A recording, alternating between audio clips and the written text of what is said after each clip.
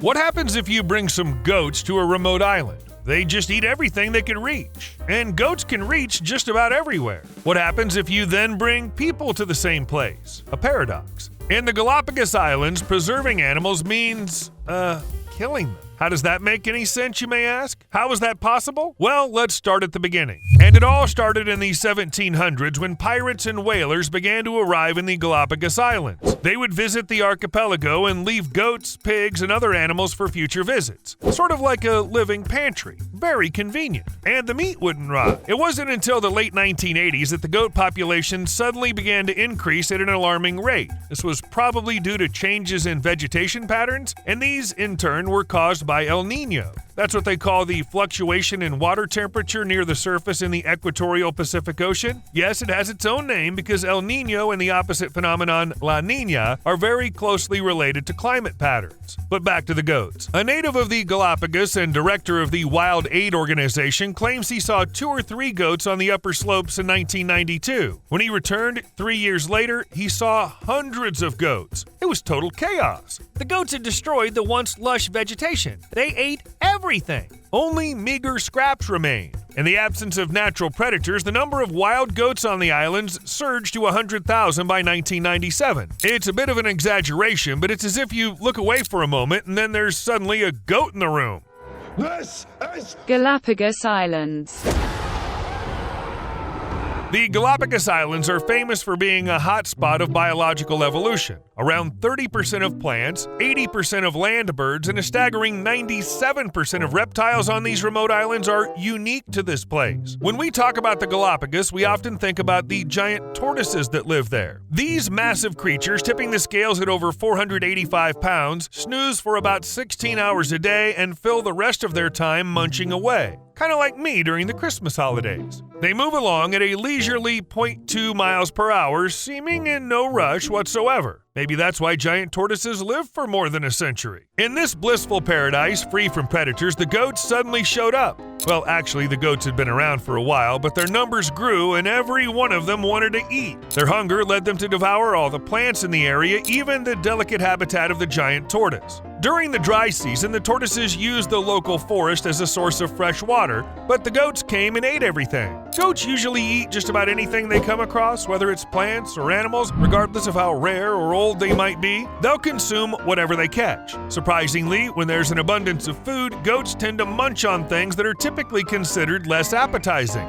It's like sending a kid into a store. Somehow they always find the candy aisle. In nature, candy for plants means endemic species that grow in places without any creatures eating them. These plants changed so much that they lost things like prickles and toxins, but that meant they couldn't defend against hungry goats. And as they kept devastating the land, the tortoises started disappearing too. Something had to be done about the goats. Trying to deal with the animals on their own, the Ecuadorian government sent out a distress signal, "Hunters of the world, come!"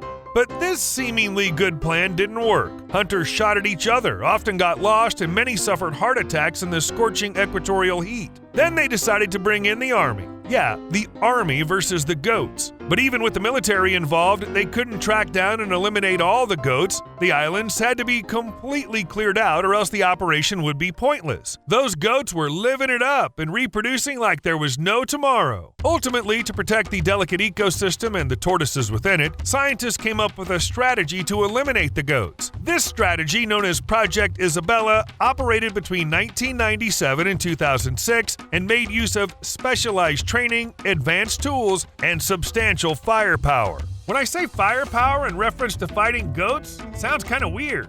Never mind though, in 6 years, people have spent about $6 million and killed between 150,000 and 200,000 goats, according to various reports. Why did it turn out to be so expensive? The hardest part of this whole operation was the logistics. Think about this. In order to reach the Galapagos Islands, people had to bring helicopters, guns, and bullets to one of the most isolated places on Earth. In the beginning, achieving the mission was quite simple, although expensive. Trained snipers were dispatched in helicopters to comb the island for goats. Once spotted, the animals were taken down from the air, aiming for the head or heart to ensure a quick and humane end. The task was carried out with high-caliber weapons and military precision, so 90% of the goats were destroyed within a few years. But then other problems began. Taking out 90% of the goats was simple. There were heaps of them, making it quick to locate and shoot most. The remaining 10% was a small bunch that got smarter, figuring out it was a hunt, so they got good at staying hidden. Despite using pricey helicopters and a lot of time and money, people couldn't find any more goats. But as I said, leaving that 10% was not an option. Eventually, they'd breed, reaching the same number, and people would have to start all over again.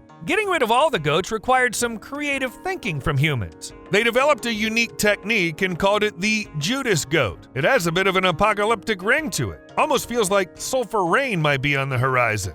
In reality, it was simpler and pretty interesting. They caught a handful of wild goats, sterilized them, and then attached radio trackers to them. Apparently, these goats were either dyed red, so they'd stand out, or just given red collars. Anyway, there are several theories, but the bottom line is that these animals were released back into the wild. Following their instincts, these goats went looking for other goats. People would wait a week or two and then take a helicopter into the air and fly right where the beacon pointed. They would shoot all the goats except for the one with the collar on and then fly away.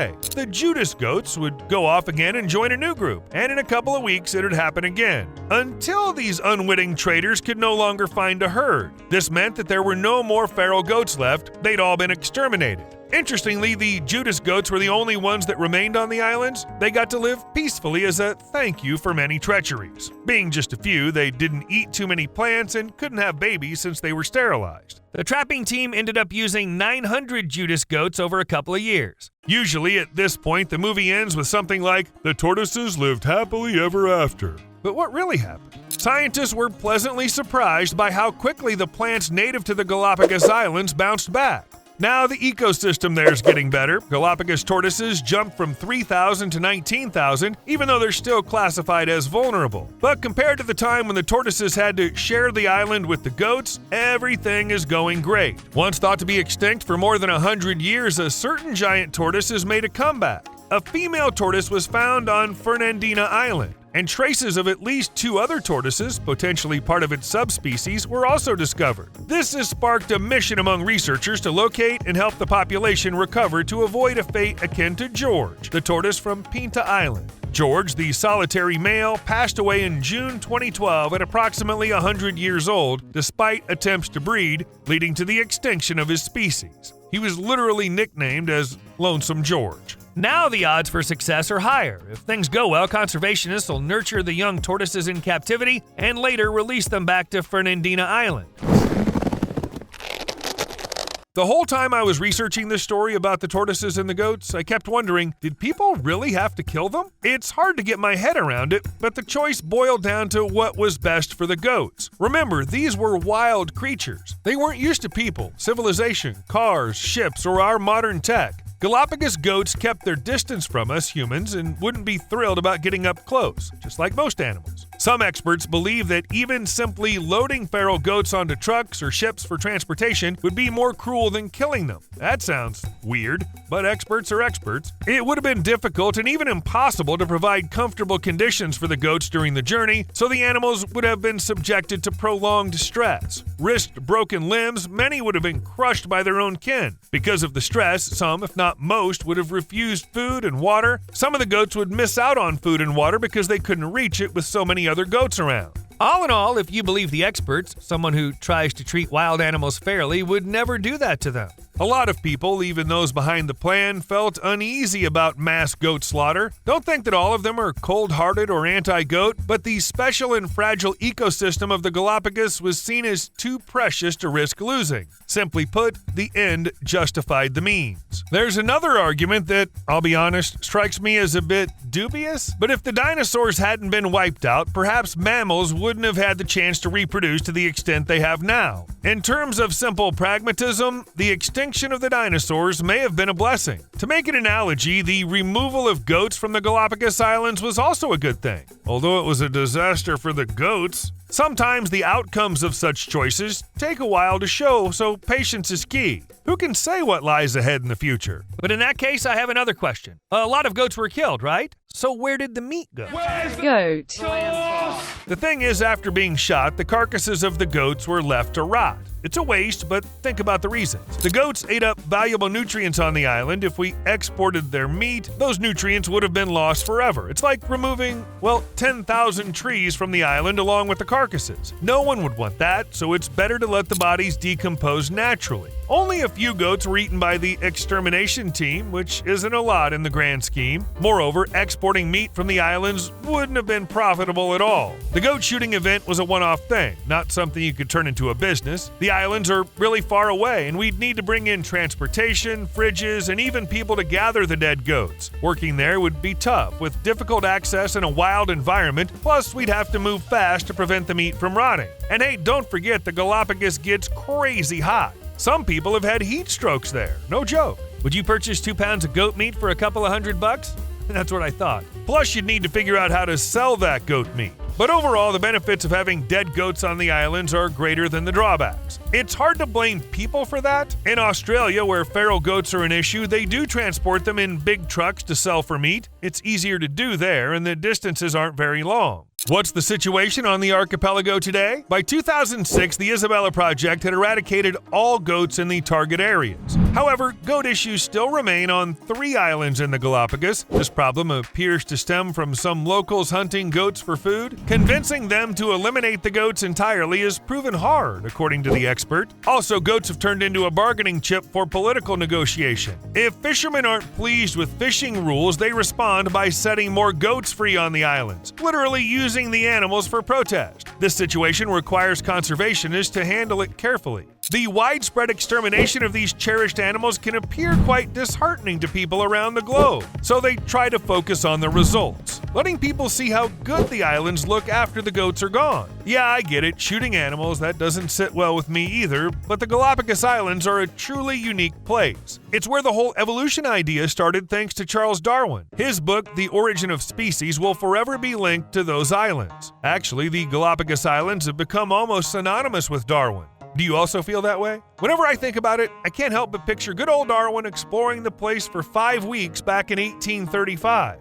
During his 5-year journey, he initially planned to visit the archipelago last. 4 years passed before he reached the Galapagos Islands, and what Charles Darwin discovered there went beyond his expectations. At first, drawn by the volcanoes, he encountered exceptional plant and animal life instead. The specimens, as well as the knowledge gained on the islands, led him to the conclusions that formed the basis of the theory of evolution. Also, all the samples he gathered from the Galapagos Islands were the same ones that Darwin later used in his studies. We won't dive into all the specifics, as we could chat about the origin of species for ages. In a nutshell, Darwin saw that the different islands had a lot of diverse plants and animals, and although they were similar, all were well adapted to their respective environments. I think if Darwin had modern research tools, he would have discovered many more interesting things.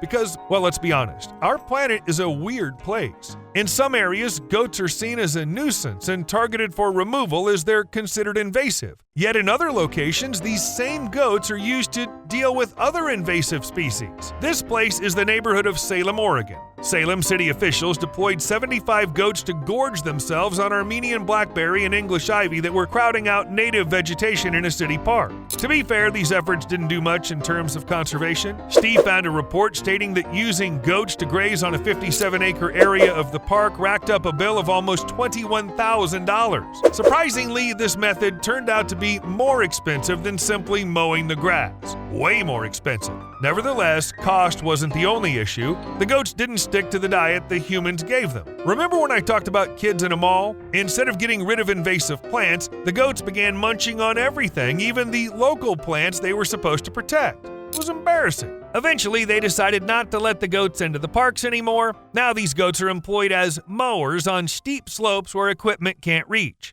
Iguanas have returned to prosperity.